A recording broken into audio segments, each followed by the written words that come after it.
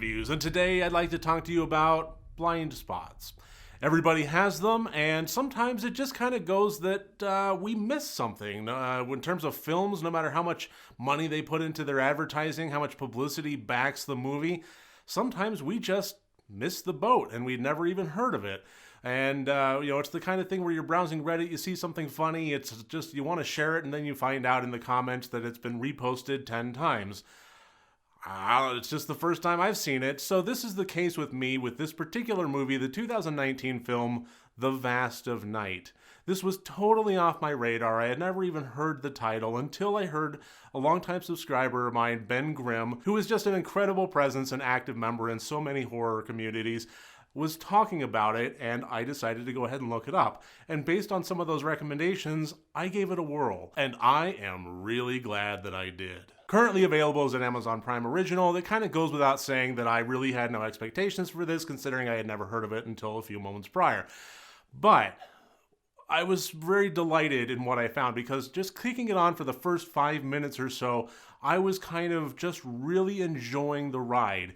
This movie, I'm going to go ahead and give a little bit of a soft summary of some of the beginning plot points like I typically do, but that really does betray the magic of the film. But nevertheless, here I go anyway.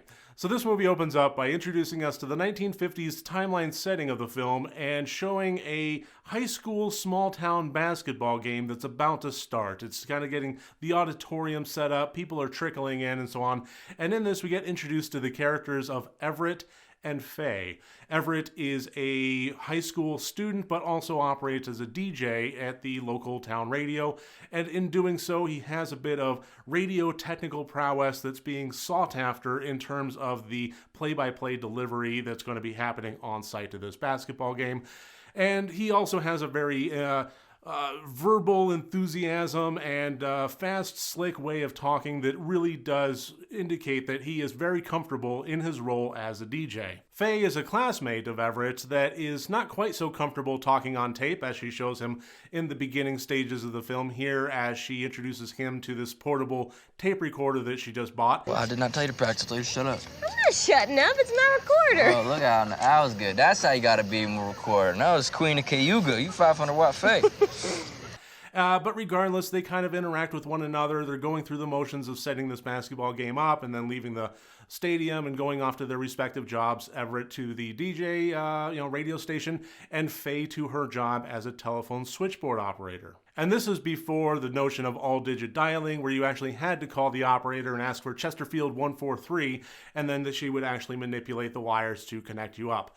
If it was long distance, then it would have to go from operator to operator and so on and so forth. It was a bit of a complicated, convoluted process, but it worked, and it worked remarkably efficiently for what it was until the notion of completely automated operators started taking hold. Now, this doesn't quite sound like a horror movie yet, but things start to take a little bit of a turn when there's a sound that happens over the radio waves, and Everett wasn't really keen on picking that up, but Faye did. She was listening to the radio while she was doing her switchboard operator stuff, and it was just this weird kind of rhythmic sound, and she was kind of curious about it, and then it started happening on her headset as well. So she and Everett are talking about this through the phone, trying to figure out what's going on here, what this sound is, until Everett makes an announcement on the radio. Hey, I'm going to play this for everybody here. If you know what this is, call in. That's pretty much where I'm going to leave the synopsis of this movie. Now, this is not a million-mile-per-hour roller coaster ride, although it does actually have a very, very fast tempo to it. It's not something that operates on big-budget special effects and huge scenes, but rather more intimate, isolated, trying to figure out what's going on the outside without being able to see what's going on the outside, kind of terror levels as they're investigating the sound and trying to figure out its origins, and people are calling in with their stories and they're tracking this stuff down. Now, I said that giving a synopsis betrays the magic of the movie, and I maintain that. I think that the concept was pretty clever. It was an interesting idea. I think it could kind of go either way depending on how this movie would kind of approach things. And fortunately, the way that it did approach things was just spot on, perfect. You see, the one thing that I kept thinking as I was watching this movie is that I wasn't watching a traditional movie. I was watching a play brought to screen.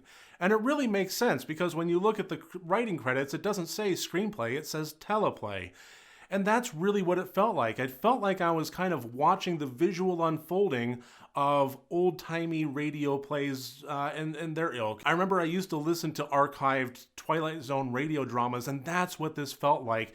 The rapid-fire speech patterns of the Everett character were portrayed masterfully. Jake Horowitz as Everett clearly doesn't just have screen experience, but he has stage experience as well, and he brought that to the screen as this character. I really could have sworn I was watching somebody play the Albert character from Bye Bye Birdie. It was just razor sharp dialogue, and it was delivered perfectly with just not a single beat missed, and it was fast beats. It would have been easy to miss them. And Sierra McCormick playing Faye was able to keep pace with him perfectly, not only providing as much brain power as he did to try and investigate this, but also bringing an immense amount of heart to the pair. I didn't find this movie to be absolutely terrifying. I'm going to be perfectly honest. This really wasn't scary to me, but it was damned interesting, and the characters were just the perfect element to bring it to life. The only other thing that I really want to mention and make a little special note of is this film had some incredible tracking shots. I am going to be very curious, and I am absolutely going to be looking up behind the scenes making of stuff as soon as I possibly can in terms of how they pull these shots off, because this is not a film that is afraid to really try stuff that's new.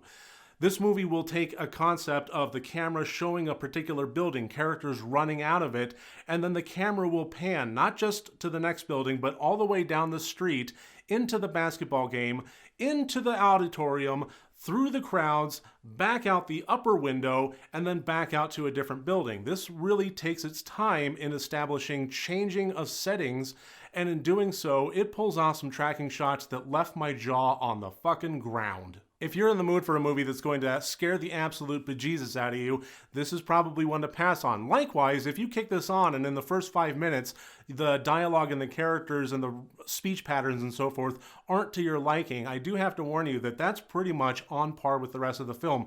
So maybe give it a little bit more time, but if it's just not working for you, it might not be that this movie works for you in general. But other than that, I really do highly, highly recommend the 2019 movie, The Vast of Night. Thank you so much for joining me here today. I look forward to seeing you on my next review. Remember, next time you want to watch a horror movie, first make sure that it's good and rotted.